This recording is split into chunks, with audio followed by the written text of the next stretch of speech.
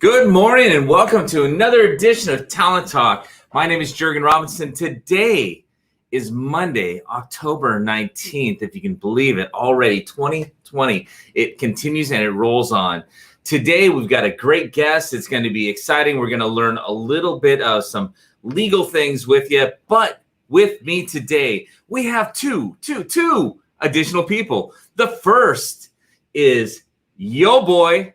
Who is it? Steve Chung. Woo! Good morning, everybody. How we doing? Oh, we're doing great because we're just about to introduce our next co-host. This is the gal from the South, but she's not only south of here. That is Miss Davina Clarity. Woo! You're funny, Jurgen. I'm feeding myself caffeine this morning. It was a long night. Yeah. Good morning. Happy Monday, you guys. Yeah. So happy to be here today. I know. Ready to tackle another week, get started. We got a lot of good stuff going on. What we're always doing is we're trying to get you really good information. On Mondays, what we do is we focus on real estate related matters. And today we've got a special guest that is actually going to talk to us about something that a lot of people don't know very much about, which is boundary line disputes and adverse possession. It's something that oftentimes you don't think about, and we hope you never have to think about. But if you do, it's good to be informed. Absolutely. And that brings us to our trivia question. Happy Monday, David. Happy Monday. So kind of leading us into our guest, we always have a little trivia question, which leads into what our hints at what our guest does. So today's trivia question is, which of the following is a way a boundary line dispute can be resolved? Is it A, with a quitclaim deed, B, with a survey, C, with quiet title action, D, do nothing, or E, all of the above? Drop your answers in the chat, and we will have the answer at the end of the show for you. And you got to do it early because then you're going to know the answer to the question later. So let's test your knowledge up front, and you're going to learn something. We're all going to learn something today. I'm so ready. Jurgen, do you know the answer to that question? Well, yeah, I have it on a sheet. Oh. You know what? I haven't looked yet, but I want to say, like, I think I know, but I'm really interested to find out what the answer is. I've got a little boundary line. It's actually not even a boundary line dispute, but I got some boundary issues, some land that I've got some boundary issues. Okay. I'm really excited to hear our guest.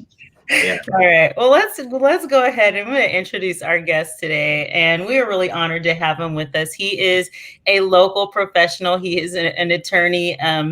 He's based out of the Olympia area.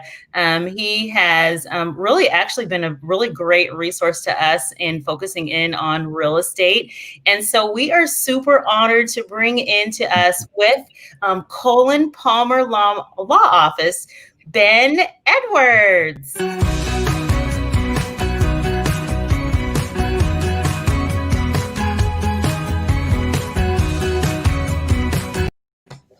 Yay! Thank you, Ben.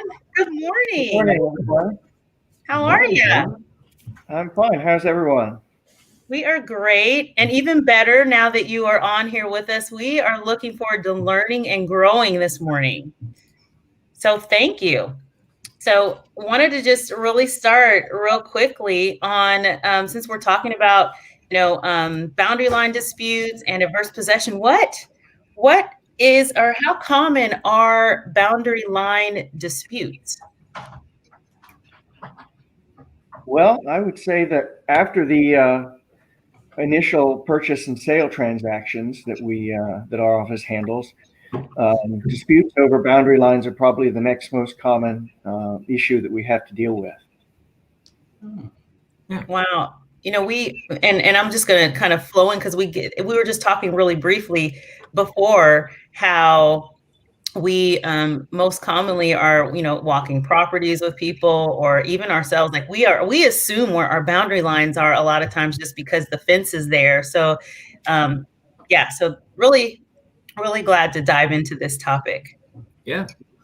One of those things, when we talk about boundary line disputes, kind of maybe a two-part thing here. So when you think about boundary line disputes, what is a boundary line dispute, kind of in a maybe more legalistic sense? And then what are some of the common causes for boundary line disputes?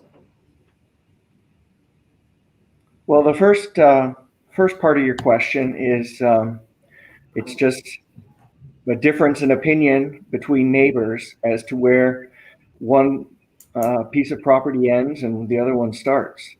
And leading into your second part of the question, fencing is probably the most common area where there's a problem, because traditionally, for one reason or another, fences usually get erected where there's a buffer area between the actual property line based on a survey and described in your legal description on your deed, and where the actual fence goes up. There's different opinions on why that's the case. It seems to be a courtesy that you don't put the fence right on their boundary, right on your property line, because you may not be quite sure exactly where it is, and you don't want to put a fence on someone else's property. We've had that happen before. You certainly don't want to go to the cost and trouble of putting up a fence only to realize you got to take it back down again. Yeah. So there's usually some leeway there. And then, could be many years later, maybe a different owner, and they have a survey done, or they ask their title company about where the property line is, and then there becomes a problem as to exactly where that is in relation to the fence. Yeah. So Ben, when once we discover or think that we may have a property line dispute, what would be like the first step to do if we think we have a boundary line dispute? Well, my recommendation would be to have a friendly conversation with the neighbor or neighbors involved to find out their opinion on where they think the property line is, and to clear the air as to exactly what might be the problem. It's easy, it's inexpensive, it's a friendly way to do it. There's no reason, in my opinion, to jump the gun and have a survey done right away. They're expensive, or even to get into litigation immediately. I mean, we're here to do that if it's needed, but I certainly don't recommend it as a first step. That's good. Okay, so you guys heard that from the attorney. He said, talk to the neighbor, like go have a friendly and quote unquote friendly conversation with the neighbor. So I'm really glad you said that, because my first inclination would be to burn down their house, but sure, again, you can't say that. Oh my gosh. Communication, I got to remember that. Where's his picture? Okay, so I've discovered that my neighbor, my fence, or our wonky our lines are not right where they are, and so I go and I talk to the neighbor, and I don't get the right feedback, or at least it seems like it's not being resolved. Then I go through the process, and maybe I contact an attorney or whatnot. Now, how long does it take to typically resolve a boundary line issue if there is a discrepancy? Well, in a situation where you're not able to work things out with the neighbor, we're talking probably months, if not years, to get everything worked out. And mainly how long it's going to take is how much of a fight it's going to be. A survey is a good way to start if things can't be worked out just between neighbors. But even then, it may not correct the situation. So if you have to start looking to legal advice, then you've got to meet with your attorney, You've got to figure out where you believe the property line to be exactly. And then there's going to be an interchange between your attorney and either the neighbor directly, or if they have an attorney dealing with the two law offices. And then if things can't be negotiated, unfortunately, you're looking at litigation. And that's where we're talking years. Just filing a lawsuit, you're not going to get a court date in the same calendar year that you're filing the lawsuit, especially in these kinds of times. So once you get the litigation ball rolling, there can be some negotiation there as well. Most court cases don't go all the way to trial.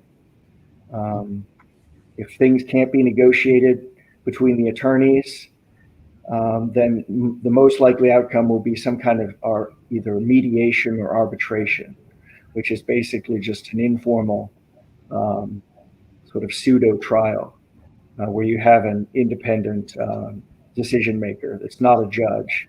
It's a mediator or an arbitration panel. And then you can get an answer that way, or you can, through the way you're negotiating and through the way the arbitration or mediation is going, you can reach a resolution as to either where to draw the property line, if money needs to change hands in order to satisfy everybody as to where the property line is going to be. And then once things are settled, either in court or out of court, then you may need to do what's called a boundary line adjustment, commonly known as a BLA. And that's where the parties agree as to where the new boundary line is. And then a document is recorded with the county adjusting the boundary line to the new location. That's, as I said, then recorded, and it reflects the new ownership as to whether either you now have a larger parcel or a smaller parcel as to the new title. You know, what's on your records with the county as to what you own. So there is no clear-cut answer on that. No, as with most legal opinions, it depends is the answer. Yeah, and that definitely does. And you know, one of those things that you mentioned in there, and Dave, you referenced it as well, is like fences. And you said almost out of courtesy, we don't. Most people don't end up building their fence line right on the border of the property. More often than not, they will bring it in a little bit on their own property. But you know, things happen over time. They may sell the home, and it may change ownership a couple times, or maybe it doesn't. But we actually had this occur when my parents were selling their property in Shelton. A fence got built, and then over time, that almost essentially became the property line as things went through. There's something called adverse possession. What is adverse possession? Yeah, it's time we talked about the elephant in the room. I'm dying. Bad word. Adverse possession is this peculiar legal doctrine which has been around for centuries. It can be complicated, but to boil it down to its simple principles, it's just this mechanism, legal mechanism, where you can obtain legal ownership of a piece of property that you don't own on your title, but because you've treated it as your own and no one has objected to it for a period of time that's set in statute. Here in Washington, it's usually 10 years. You can then seek court redress in the courts to actually get legal title to that piece of property. Okay. Wow, this is so interesting. We could pick up properties here. It just sounds so interesting this way. So then, how can a buyer confirm where the property lines are located prior to purchasing the property? The easiest answer to that is to ask your title company, because as part of this purchase and sale transaction, the title company, who's going to be giving you a policy insuring your title, has to do a title search. And they go back in the record books historically to find out if there's been any problems in the past as to relating to the title of the piece of property you're trying to buy. They're also looking at whether there are any easements, particularly easements for utilities or access easements in order to get to and from the property. And through that search, that title search, they should be able to flag up any possible problems. Now, that's not a perfect solution. If it was, we wouldn't need real estate attorneys to get involved. But if there's a problem that doesn't come up in the title search, that's when you probably need to go to the next step, which is a survey. And that's not something that you're going to do before you buy a property unless you've got serious concerns ahead of time that there could be a problem, because surveys are expensive. We're talking thousands of dollars to have somebody actually go out there physically, with those measuring instruments that everybody's seen, and actually look at what's on the piece of paper for your legal description on your deed, and then compare that to the actual physical measurements and distances and markers that are out there. That's good. That actually brings right into a question that we had from a viewer. If you want to bring that up more, since we're talking about purchasing property. So, Jurgen, you want to read that question? Yeah, absolutely. I just learned to read, so this is great. What do you do when you buy property surrounded by other properties and there is no clear way to access the property but through someone else's land? And thank you, David, for the question. That's related to what I just mentioned, where the title company's looking in the record books. They may find evidence of an easement, and that's what exactly applies here. Is if you need to be able to get to and from your property, if you need to cross over or through someone else's property, you do need an easement, and that's something that can be implied, i.e., it's not written down, that there's not a specific easement written in the legal description or in the title records, but you do. Certainly, it's good advice. If you're going to be buying a property, you'd want it in writing. You want an express easement to be able to cross through that other property in order to get to yours. And in this area where we live. Oh, we just dropped him. And I promise I didn't do that.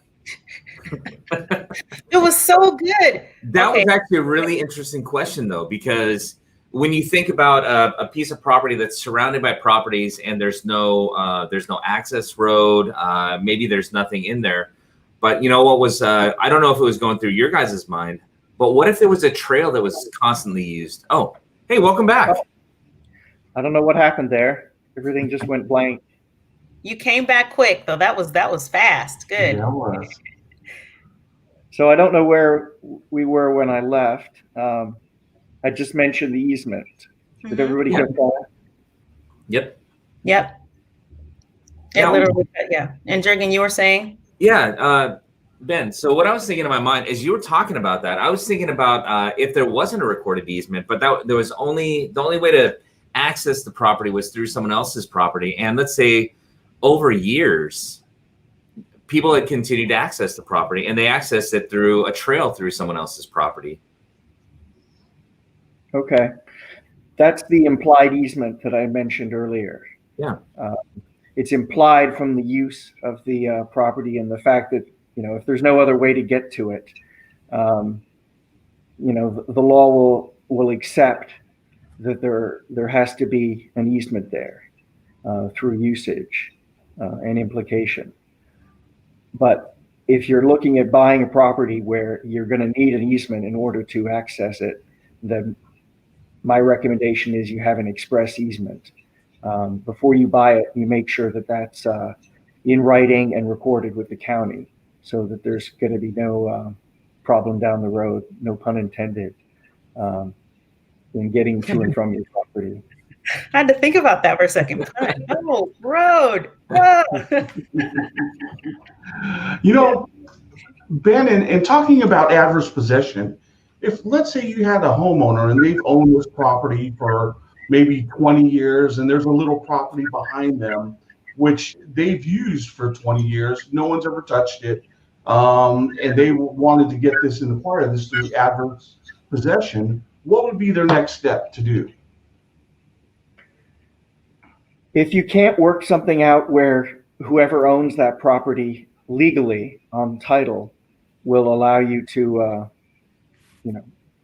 to do a boundary line adjustment and to get legal title to it, then you would need to file a quiet title action, which I think was mentioned in your trivia question.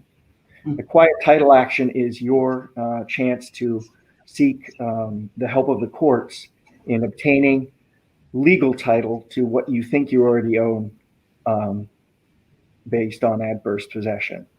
So if you have this property behind your house, you've used it for 10 or 20 years, nobody else has used it, and you meet all the other elements of adverse possession, continuous use, it's hostile to others, nobody else has given you permission to use it, and you just treat it like you've owned it, since the day you bought the house, then you could file the quiet title action. And if the judge agrees that you've met all the elements of an adverse possession claim, you would actually then become the legal owner of it, and a boundary line adjustment would be done. And that piece of land would then become part of your legal title. Wow, interesting. Okay. I'm just going to start squatting. Good for your thighs. Good for your quads. Not good for my pants, though. Oh my goodness. All right. Well, as we're talking through this, any stories, Ben, that you could share about some experiences that you've had with adverse possession or boundary line disputes in your history? There is one case that sticks out in my mind. It was quite a protracted piece of litigation. It was a few years ago now.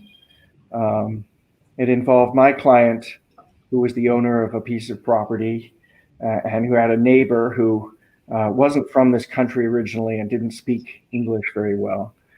So there was a communication problem there. And he had made a claim to a piece of land between their properties that just consisted of a lot of Oregon grape bushes. I got to know a little bit about the horticulture and Oregon grape, just because that was what was on this piece of land.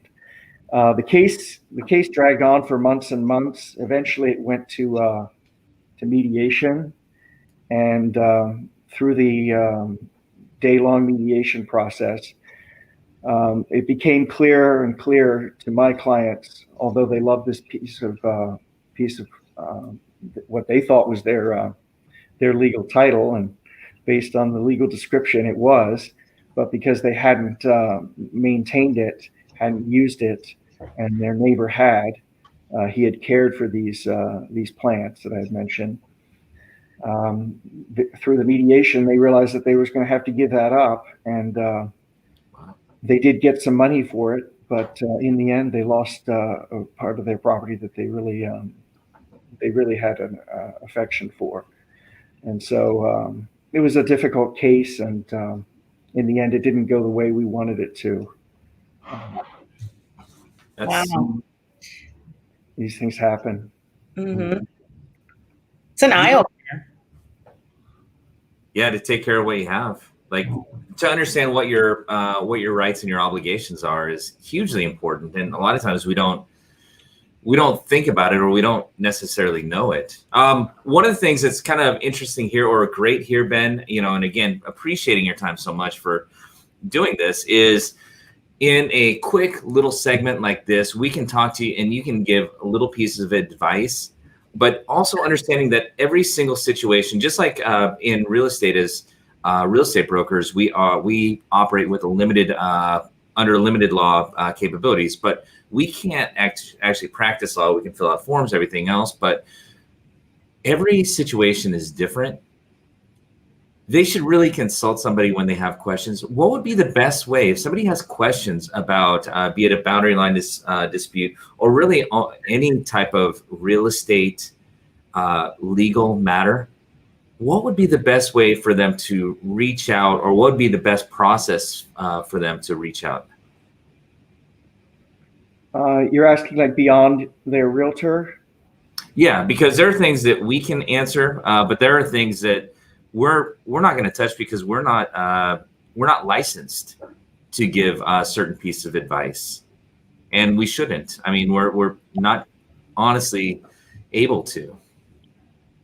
Yeah, well, that's where law firms come in, specifically law firms that handle real estate transactions and real estate disputes. So there's going to be a law firm in your area or several that handle these types of cases, and you just have to find out who they are. These days, most of our referrals either come, from personal recommendation or through, your basic internet search. Yeah. What would be the best way to reach out to you? I know that you've been a great sounding board, backboard, helped us through a couple situations along the way as well. What's the best way for someone to reach out to you to find out if what they're thinking about requires more consultation? Either phone or email. And specifically, I can be reached at our office in downtown Olympia, which is near the farmers market. Our phone number is 360-786-5000.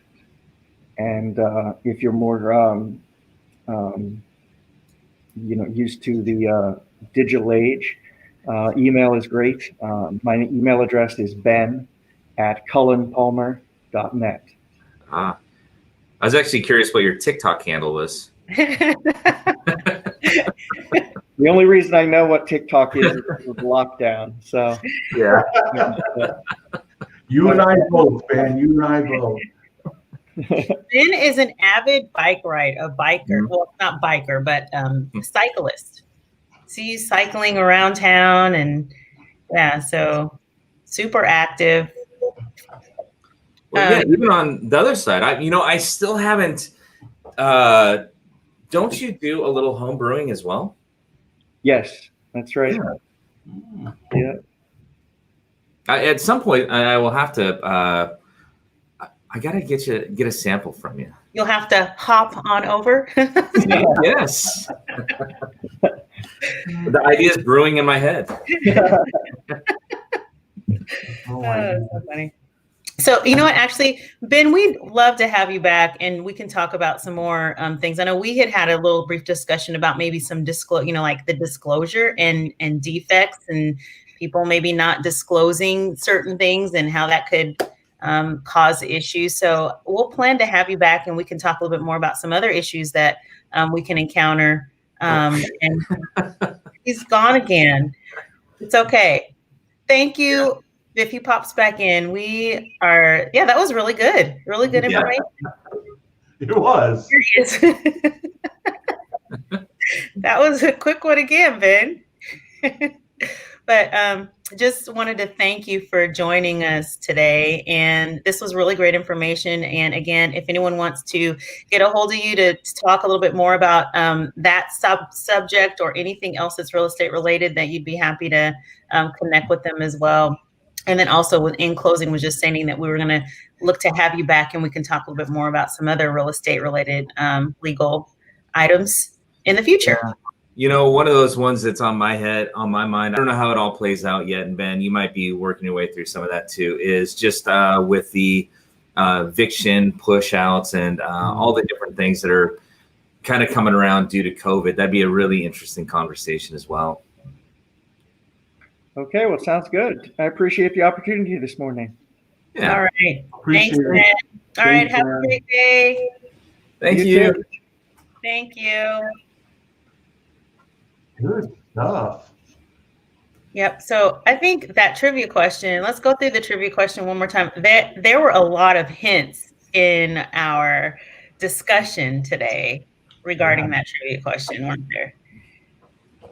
Yeah, if you don't know the answer by now, you weren't paying attention.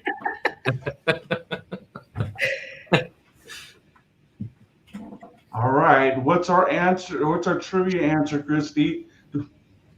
I just realized I was muted the whole time. So are we ready for today's trivia question? Yep. All right. Yes. Which of the following is a way a boundary line dispute can be resolved? Is it A, quick claim deed, B, survey, C, quiet title action, D, do nothing, or E, all of the above? If you guys were paying attention, he gave all these answers out. And the answer is all of the above. Wow, guys, Yay. Ben totally educated us today. Could actually answer like people probably had no clue in the beginning, and then you can look at the end and say, actually it was like a test. Really worked. Right? Yeah. Shoot. Yeah, and it's nice to get the answer from someone who this is similar to us with real estate and being engaged in the transactions every day. This is exactly what Ben does every day, and being able to understand a little more on that legal point rather than just a broad. And he'll take it as far. He'll keep it a little bit broader than a conversation with him because he can get into the details. But I like the authority of the answers. So Yeah.